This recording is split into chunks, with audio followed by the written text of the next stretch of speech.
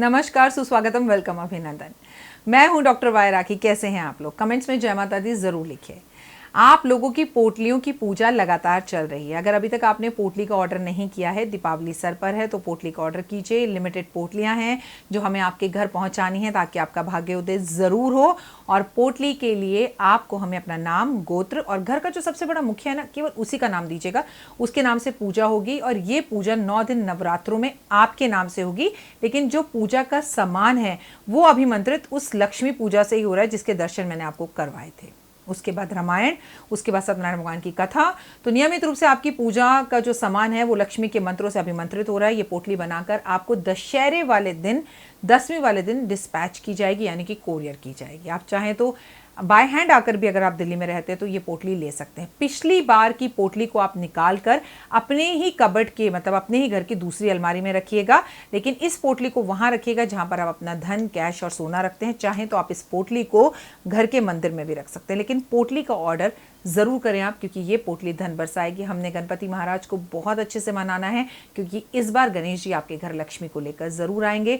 इन 10 दिन में जब हम गणेश जी धरती पर हैं, उनकी पूजा कर रहे हैं, तो पोटलियों का सभी सामान पूजित किया जा रहा है, अभिमंत्रित किया जा रहा है। तो पोटली के लिए जल्दी ऑर्डर कीजिए इन तीनों नंबरों पर जो ऊपर बैनर में है। लेकिन जब भी आप पोटली का ऑर्डर करें, वीडियो कॉल कर मुझे देखें या ना देखें, लेकिन इस ऑफिस को ज़रूर देखें आप, ताकि किसी गलत राखी के हाथ में ना फंसे आप। जय माता दी। ओम नमो भगवते वासुदेवाय नमः। आज मैं वासुदेव की बात नहीं कर रही हूँ, आज गणेशा की बात कर रही हूँ। आज मैं आपको बताऊंगी गण एकमात्र मंत्र है जिससे आपका जीवन बदल सकता है। आज मैं आपको बताऊंगी अगर आपको महावरदान चाहिए तो गणेश को कैसे मनाएं। लेकिन इसके लिए आपको करना पड़ेगा थोड़ा सा इंतज़ार। कल सुबह आप मेरा यूट्यूब चैनल ज़रूर देखें। नमस्कार, मैं हूं डॉक्टर वाई राखी। सुस्वागतम, वेलकम, अभिनंदन। आपके अपने चैनल पर मैं आपका स्वागत, अभिनंदन करती हूँ। मैं हूं आपकी होस्ट एंड दोस्त, बिलीव इन कर्मा।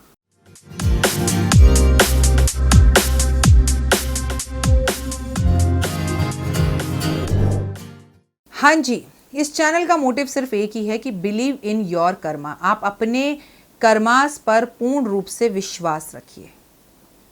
अगर आपको अपने कर्मा पर विश्वास है तो गणपति महाराज 10 दिन के लिए धरती पर आ रहे हैं। क्या क्या करेंगे हम, कैसे गणेश को मनाएंगे, तमाम तरह की बातें और ख्याल हमारे दिल में है।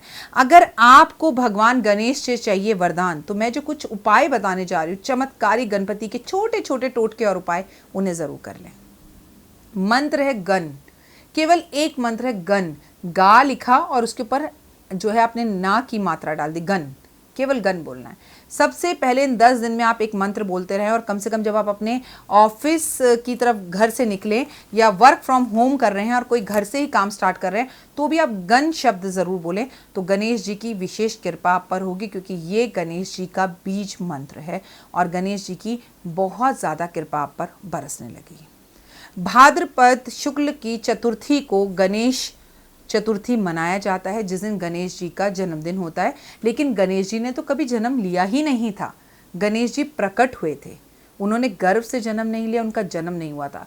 उनकी माँ पार्वती नहा रही थी और नहाते नहाते उन्होंने अपनी हल्दी, अपनी मैल उतारी और उससे एक पुतला बनाया और उसके अंदर प्राण डाल दिए अपनी शक्ति से, और गणेश जी प्रकट हो गए। तो वो जिस दिन प्रकट हुए वो दिन भाद्रपद शुक्ल पक्ष का, मतलब भाद्रपद शुक्ल पक्ष की चतुर्थी का ही दिन था। उसे हम गणेश चतुर्थी या गणेश उत्सव या गणेश जन्मदिन के हिसाब से मनाते हैं। 10 दिन के लिए गणेश जी धरती पर रहते हैं और हम भक्तों के सभी मनोकामनाओं को पूर्ण करते हैं और नेगेटिविटी धरती पर जितनी हो उसे हटाते हैं। इस बार गणेश जी 22 तारीख को, यानी 22 अगस्त को धरती पर आ रहे हैं और 22 अगस्त से लेकर अनंत चतुर्दशी तक हमारे साथ 10 दिन रहेंगे। अनंत चतुर्दशी तक हम भगवान को कैसे मनाएं, क्या उपाय करें, क्या पूजा करें, यही हम एक सीरीज़ बना चुके हैं और इसकी हर रोज़ की एक वीडियो हम आपको भेज रहे हैं, आपके साथ जोड़ रहे हैं, ताकि इस वीडियो में आप अलग अलग तरीके से अपनी सहूलियत से गणेश की पूजा कर सकें और गणेश को मना सकें। कहते हैं गणेश जी की पूजा आप मोती की माला से करें, लाल चंदन की माला से करें, लेकिन आज मैं आपसे कहूँगी कि गणेश जी को अगर आप हल्दी की माला से उनकी पूजा करें तो वो बेहद ज़्यादा प्रसन्न होते हैं, बेहद जल्दी सभी तरह के वरदान देते हैं और आपकी हर मनोकामना को पूर्ण करते हैं। क्योंकि उनकी माँ जब नहा रही थी तो उन्होंने हल्दी से ही उनका निर्माण किया था। इसलिए हल्दी की माला पे ओम गण गणपते नमः का जाप उन्हें बेहद पसंद आएगा।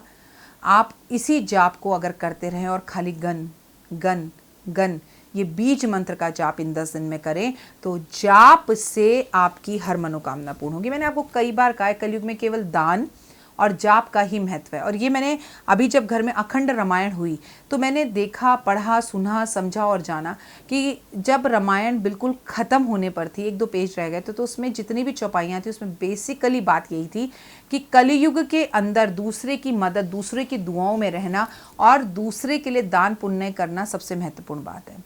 मज़े की बात आपको पता है क्या है कि हम ये सोचते हैं कि कलयुग में श्राप नहीं लगते, लेकिन कलयुग में बददुआ और दुआ होती है। तो आप बददुआओं से भी नहीं बच सकते और दुआओं से भी नहीं बच सकते। इसलिए आप जो देते हैं आपको वही मिलता है। मैं बार बार आपसे एक ही बात कहती हूँ, गिव द कॉम्प्लीमेंट्स, खुश रहो। पूरे दिन में ऐसा काम ज़रूर करो जिससे किसी के चेहरे पर मुस्कान आए। अपने देश और दुनिया से प्यार करो, अपने माता पिता से प्यार करो, अपने परिवार, अपने बच्चों से प्यार करो। सबसे पहली बात कि खुद से प्यार करो, खुद को कॉम्प्लीमेंट दो ताकि सब खुश रहें और सबके साथ आप भी खुश रहें। आपको जब भी गणेश जी को अपने घर में बिठाना है, 1 दिन, 1.5 दिन, 2 दिन के लिए या आधे दिन के लिए, जैसी भी आपकी इच्छा हो, आप गणपति लाते भी हैं, नहीं भी लाते, तो आपके घर में जो गणपति हैं आप उसी की अगर पूजा करते हैं तो गणेश जी को सफाई का बेहद ज़्यादा शौक है। स्वच्छता, पवित्र होकर सात्विक तरीके से उनकी पूजा करें। नॉनवेज इस 10 दिन ना खाएं, आप त्याग की भावना रखें। आप अंडा भी ना खाएं तो बेहद अच्छा होगा, लहसुन प्याज भी ना खाएं तो बेहद अच्छा होगा। सात्विक तरीके से उनकी पूजा करें और चाहे पूजा में आप उन पर सिर्फ दूबा अर्पण कर दें, एक मोदक का भोग लगा दें, वो भी ना हो तो लड्डू का भोग लगा दें, वो भी ना हो तो सिंदूर उन पर अर्पण कर दें। सिंदूर लाल चढ़ायो गज्जा गजमुख को, महिमा कही न जाए साईं सुरवर को। तो गणेश महाराज केवल आपकी इन छोटे छोटे उपायों और रेमेडीज से भी बेहद खुश हो जाते हैं। अगर आपका विवाह नहीं हो रहा किसी ऐसे शख्स से जिसे आप बेहद ज़्यादा प्यार करते हैं, मन चाहा विवाह नहीं हो पा रहा है, मन चाहा विवाह करना है, तो भगवान गणपति जी को श्रृंगार अर्पण करें। उन्हें पीला रंग बेहद ज़्यादा पसंद है। पीले या ऑरेंज कलर के कपड़े उन्हें पहनाएं, पीले या ऑरेंज कलर के फूल उन्हें अर्पण करें, जैसे कि गेंदे का फूल, और ये अर्पण करके उनके समक्ष बैठकर अपनी मन्नत बोल दें। अगले दिन पंडित जी के पास जाएं और बोलें, पंडित जी आपने जो गणेश जी के पुराने कपड़े उतारे हैं, हमारे नए कपड़े आपने उन्हें पहना दिए, पुराने कपड़े जो उतारे हैं वो हमें दे दीजिए। और नए कपड़े गणेश जी ने आपके पहन ही लिए हैं, वो पुराने कपड़े लाकर आप अपने वस्त्रों में अलमारी के अंदर छुपा कर रख दीजिए। इससे निश्चित ही रूप से आपका विवाह जल्द होगा और जिससे आप चाहते हैं उससे होगा। अगर आपकी संतान नहीं हो रही और मन चाहिए संतान चाहिए, जी बेटा ही चाहिए, जी बेटी ही चाहिए, जी जुड़वा ही चाहिए, तो आपको भगवान को फलों की माला अर्पण करनी चाहिए। सेब है, बाजार में मौसमी है, केला है, ठीक है, आम भी इस वक्त हैं, उनकी माला बनाइए और माला बनाकर भगवान को अर्पण कर दीजिए। शाम के समय मंदिर फिर वापस जाइए, मतलब सुबह ही माला अर्पण कर दीजिए और भगवान से कहिए कि पंडित जी उस फलों में से मुझे कोई एक फल दे दीजिए। संकेत समझिए, अगर पंडित जी आपको सेब देते हैं तो निश्चित ही आपका विवाह होने वाला है। अगर पंडित जी आपको आम देते हैं तो तरक्की और प्रमोशन होने वाला है। अगर पंडित जी आपको केला देते हैं तो निश्चित ही रूप से आपकी कोई यात्रा होने वाली है, आपका जीवन अब चलने वाला है। और भी कई तरह के फल हैं। अगर आपको मौसमी देते हैं तो आपकी सेहत अच्छी और सही रहेगी। और सभी फल दे देते हैं कि भाई ये माला ही पूरी तुम ले जाओ, या 2 तरह के फल भी दे देते हैं, पर भगवान के श्री चरणों से अगर कोई भी फल मिलता है तो वो वशीभूत ज़रूर होता है। अगर आपने अपने घर के अंदर गणपति को बिठा रखा है तो भी बहुत ही उत्तम है। सुबह माला चढ़ाइए, शाम को उतारिए और उन फलों को खाइए, बांटिए और औरों को भी अवश्य ही खिलाएं। ये जादुई उपाय मैं आपको बता रही हूँ कि क्या करें इन 10 दिन के अंदर कि मन चाही इच्छा आपकी पूरी हो। अगर आपको बहुत कोशिश और प्रयत्नों के बाद भी संतान की प्राप्ति नहीं हो रही है और आपको संतान चाहिए ही चाहिए और मन चाहिए चाहिए, जैसे मैंने बोला कि फूलों की माला आप भगवान को अर्पण करें, तो संतान गणपति स्रोत है, वो आपको कहीं पर भी यूट्यूब पर भी मिल जाएगा, आपको उसकी पुस्तकें भी मिल जाएंगी, आपको गूगल पर भी मिल जाएगा। तो संतान गणपति स्रोत, उसका पाठ इन 10 दिन में रेगुलर लगातार करिए। अगर आपके बीच में पीरियड्स हैं या डेट आप नहीं पढ़ सकते तो सुन तो सकते हैं, तो उसे लगातार सुनिए। अब मन चाहा मकान चाहिए, हम 2 बेडरूम में रहते हैं जी, हमारी बिल्डिंग बन जाए, हमारी कोठी बन जाए जी, हमारा तो घर ही नहीं, हम किराए पर रहते हैं, कि जी हमारा अपना घर हो जाए। तो गणेश जी को लाल फूलों की माला अर्पण करें। मैंने आप अपने एक और वीडियो में भी दिखाया था। ये भगवान को फूल बेहद ज़्यादा पसंद है। इसे चाइनीज़ रोज़ भी कई लोग कहते हैं। ये लक्ष्मी जी को भी बेहद ज़्यादा पसंद। तो ये गणेश जी के सर पर कुछ इस तरह से रखिए। आप चाहें तो इसकी माला भी बना सकते हैं, आप चाहें तो गणेश जी के कान के पास इसको इस तरह से लगा सकते हैं। तो ये अगर फूल गणेश जी को अर्पण किया जाए, इसकी माला अर्पण की जाए, इसके पेड़ पौधे लगाए जाएं, तो भी आपको मन चाहा वरदान मिलता है, मन चाहा घर मिलता है। आपकी जो इच्छा हो भगवान से कि भगवान मैंने ना वो घर पसंद किया है और मुझे वो घर बहुत पसंद है, अब आपकी कृपा से सब विघ्न दूर हो जाए और मेरा घर वो हो जाए, मेरी कोठी हो जाए, मेरा फार्म हाउस हो जाए, मेरा अपना मकान हो जाए, मेरा घर प्लॉट जो है वो जल्दी से हो जाए। तमाम तरह की आपकी कोई भी इच्छा है तो आप इस तरह के फूलों की, अगर ये फूल आपके पास अवेलेबल ना हो तो आप ऐसे में गुलाब के फूलों का भी इस्तेमाल कर सकते हैं। बट कंडीशन अप्लाई है कि फूल लाल होने चाहिए अगर आपको अपना मन चाहा मकान चाहिए। अगर आपको नौकरी चाहिए, चाहे वो सरकारी नौकरी हो, चाहे वो प्राइवेट नौकरी हो, चाहे नौकरी में परमिशन या इंक्रीमेंट चाहिए, तो अपनी उम्र के बराबर लड्डू भगवान को चढ़ाने चाहिए। अगर आप 20 साल के हैं तो 20 लड्डू चढ़ाइए, अगर आप 44 साल के हैं तो 44 लड्डू चढ़ाइए, अगर आपकी उम्र 30 साल है तो 30 लड्डू भगवान को चढ़ाइए। उसके बाद इन लड्डुओं को छोटे छोटे बच्चों के अंदर या ज़रूरतमंद व्यक्तियों के अंदर, गरीब कहना गलत होगा या भिखारी कहना गलत होगा, ज़रूरतमंद व्यक्तियों के बीच में जिन्हें इनकी ज़रूरत है, जो मंदिर के बाहर बैठे रहते हैं कुछ भी दक्षिणा लेने के लिए, उनमें बांटिए। जितनी भी आपकी उम्र है उतने ही लड्डू चढ़ाइए। अगर इन सब उपायों को आप हर रोज़ करें तो बहुत ही माइंड ब्लोइंग रिजल्ट्स आएंगे। लेकिन अगर आप हर रोज़ नहीं कर सकते तो कम से कम इन 10 दिन में इन उपायों को कम से कम एक बार ज़रूर करें। आप एक मज़े की बात बताऊं आपको, ज़रूरी नहीं है कि ये सब उपाय करने के लिए आपको मंदिर जाना है। मैं आपको फिर से क्लियर कर रही हूँ, लॉकडाउन का टाइम है, अगर गणपति आपने घर में बिठा रखे हैं तो भी कर सकते हैं। अगर आपने गणपति घर में नहीं बिठा रखे तो लक्ष्मी गणेश तो घर पर होंगे, उन गणेश जी के साथ भी आप इन उपायों को बिंदास कर सकते हैं। कहते हैं कि चतुर्थी वाले दिन, जिस दिन इनका जन्म हुआ था, उस दिन हम चंद्रमा के दर्शन नहीं करते। हम चंद्रमा के दर्शन क्यों नहीं करते?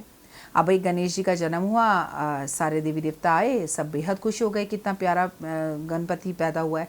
तो किसी ने उन्हें मालपुए खिलाए, किसी ने उन्हें लड्डू खिलाए, किसी ने उन्हें फल खिलाए, किसी ने उन्हें भोजन कराया। अब गणेश जी का पेट तो ऐसे लंबोदर, इतना बड़ा पेट बाहर निकल गया। अब गणेश जी चलें तो वो लुढ़क जाएं, एक कदम चलें और लुढ़क जाएं, एक कदम चलें और लुढ़क जाएं।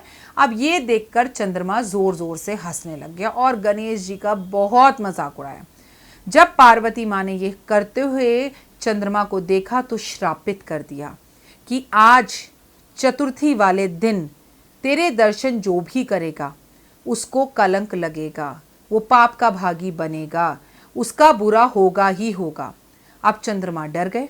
पार्वती का माँ का श्राप तो कभी गलत नहीं रह सकता। विष्णु जी के पास गए, माफ़ी मांगी, विष्णु जी आए, बोला माँ माफ़ कर दो, कोई रास्ता निकालो। तो उन्होंने बोला नहीं, इन्होंने तो मेरे बालक का मजाक उड़ाया। अब आपके बच्चे का कोई मजाक उड़ाए, उसे काला कह दे, गोरा कह दे, मोटा कह दे, पतला कह दे, तो बुरा तो लगता ही है, सीरियसली लगता ही है ना। तो पार्वती माँ ने बोला नहीं, अब तो कुछ नहीं हो सकता, मैं तो जो श्राप दे चुकी हूँ वो दे चुकी हूँ। जो भी चंद्रमा के दर्शन करेगा मेरे पुत्र के जन्म वाले दिन, चतुर्थी वाले दिन, भाद्र पक्ष की शुक्ला चतुर्थी के दिन, उसको निश्चित ही रूप से कलंक लगेगा। अब बहुत परेशान विष्णु जी और चंद्रमा जी तो घबरा गए, पसीने पसीने हो रहे। खैर, कहते हैं सज्जन पुरुष की एक निशानी होती है कि उससे कोई माफ़ी मांगे तो वो माफ़ कर देता है। क्या आपसे कभी किसी ने माफ़ी मांगी? मैं आपसे एक बात बताऊँ, मेरे बहुत क्लोज़ फ्रेंड्स ने मेरे साथ बहुत बुरा किया, फिर मुझसे माफ़ी मांगी, मैंने माफ़ भी कर दिया। लेकिन कुछ लोगों की फितरत ऐसी होती है कि वो बार बार गलती करते हैं, तो मैं बार बार माफ़ नहीं करती हूँ। ये मैं अपना पर्सनल एक्सपीरियंस बता रही हूँ। एक बार कर दिया, 2 बार कर दिया, तीसरी बार ना मैं ऐसे इंसान से कट जाती हूँ। मैं उसका फ़ोन उठाना बंद कर देती हूँ, उसे फ़ोन करना बंद कर देती हूँ, उसे ब्लॉक कर देती हूँ कि भाई तुम बहुत ऊँचे इंसान हो, हम तुम्हारे लायक ही नहीं है, हम हट रहे हैं। तुम कहते ना, तुम रूठे हम छूटे, बस आप अपने घर, मैं अपने घर। मैं अब शब्द नहीं बोलती, मैं गलत नहीं बोलती, बट मैं रास्ता काट लेती हूँ। और यही सलाह प्रैक्टिकली मैं आपको भी दूंगी, निंदा मत करो, साइड हो जाओ। चंद्रमा के दर्शन अशुभ, अब ऐसे कैसे हो सकता है? चतुर्थी वाले दिन चंद्रमा के दर्शन अशुभ। करवा चौथ, वो भी चौथ पर होता है, अभी कैसे होगा भाई? सब डर गए। चंद्रमा ने माफ़ी मांगी, माँ ने कहा चलो ठीक है, एक कहानी है, उस कहानी को सुन लोगे, उस कहानी को सुनने के बाद अगर कोई भी तुम्हारे दर्शन करता है तो उसे पाप और मिथ्या नहीं लगेगी, लेकिन कहानी सुनने के बाद अपने सर पर थोड़े से चावल या फूल अवश्य रख ले, तो जिस दिन मेरे बेटे का जन्म है उस दिन ये कहानी भी सुननी होगी। अब श्री कृष्ण भगवान को भी ये बात पता नहीं चली और उन्होंने चंद्रमा के दर्शन गणेश चतुर्थी वाले दिन कर लिए और उन पर कलंक लगा, चोरी का इल्ज़ाम लगा। खैर कृष्ण जी पे तो बहुत से इल्ज़ाम लगे, बहुत सी चीज़ें लगी। लोग कहते हैं कि महाभारत उन्हीं की रचाई हुई थी। कृष्ण जी ने पर चोरी का इल्ज़ाम लगा कि सनातन मणि उन्होंने चोरी कर ली है, और सनातन मणि की कहानी ही अगर आप कृष्ण मतलब ये गणेश जी के जन्म पर सुन लें तो आपको चंद्र दर्शन का पाप नहीं लगता। लेकिन एक बार पार्वती के माँ मुख से निकली बात कभी गलत नहीं हो सकती। कथा तो मैं भी सुनती हूँ और 5 मिनट स्टोरी पर कथा आपको भी मैं ज़रूर सुना दूँगी। लेकिन आप लोगों से मेरा एक निवेदन है, क्या ही हो जाएगा अगर एक दिन हम बाहर नहीं निकलेंगे, क्या ही हो जाएगा अगर हम चंद्रमा के दर्शन नहीं करेंगे। तो मैं तो गणेश चतुर्थी वाले दिन शाम 6 बजे के बाद ना सुरेश जी को ना देव को घर से बाहर निकलने ही नहीं देती, क्योंकि बाय हुक गलती से ना नज़र चली जाती है और आगे पीछे चंद्रमा कभी नहीं दिखेगा, ढूंढना पड़ता है, लेकिन इस दिन चंद्रमा ज़रूर दिखाई दे जाता है। तो मेरे परिवार से मेरा ये निवेदन है कि सनातन मणि की कहानी जो है वो मैं आपको ज़रूर सुना दूँगी।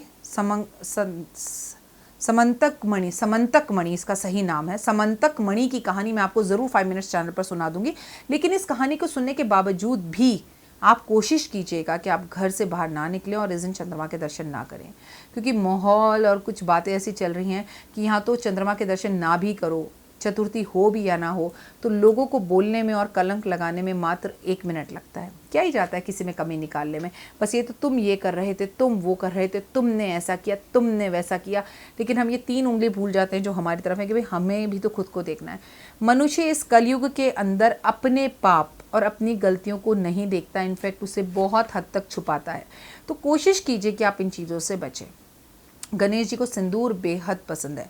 सिंदूर लाल चढ़ाए हो तो आप ये समझ लीजिए कि ऑरेंज कलर का सिंदूर और लाल रंग का सिंदूर गणेश जी को ज़रूर चढ़ाना चाहिए। उम्मीद करती हूँ आपको मेरी ये वीडियो ज़रूर पसंद आई होगी। ओम गणेशाय नमः ज़रूर लिखिएगा, वरना सबसे उत्तम व्रत है, शब्द है माँ की जय, यानी जय माता दी, माँ की जय कीजिए, सब अच्छा होगा। फिलहाल मुझे दीजिए इजाज़त, क्योंकि हमने एक सीरीज़ बना रखी है। ये रोज़ पर डे गणेश जी की सीरीज़ आप देखते रहिए। 10 दिन गणेश जी रहने वाले हैं। हर रोज़ एक रोमांचक बातें, रोमांचक कथाएं, रोमांचक चीज़ें गणेश जी से जुड़ी हुई और उनके भोग कि उन्हें क्यों क्या चीज़ पसंद है, कब पसंद है, सब आपको मैं बताते रहूँगी। फिलहाल दीजिए इजाज़त, नमस्कार।